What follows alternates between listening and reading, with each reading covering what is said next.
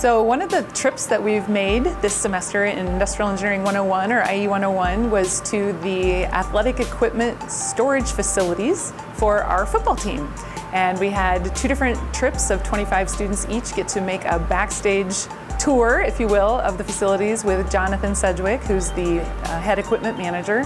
And he did a wonderful job of showing our students what it takes to basically run the football team from the back end of the house. And so one of the things that I think is very cool about that as an industrial engineer are all the different applications of industrial engineering that you can see in these facilities and in the processes that they've implemented. When we talk about systems, this is an incredibly complicated and large system in terms of people, equipment, information, and all of the different things that go into scheduling and getting the right stuff at the right place at the right time. So a lot of things we were going over today are different processes and organizations of the equipment room here at Iowa State. And the different things that we really need to do to be organized and keep in detail with all of our things that we do around here. So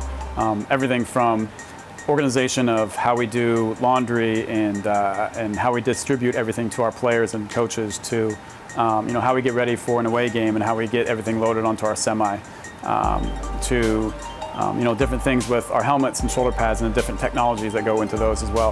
A lot of different technology goes into those, and really a lot of it's for our player safety, and ultimately that's the most important part of our job, is player safety and making sure they're as safe as possible. Another component of industrial engineering that we saw here is in the human factors and ergonomics side, when we had some really good and interesting explanations and show and tell of the different kinds of equipment that our football players wear or have the choices in terms of options of wearing, so different types of helmets and shoulder pads. And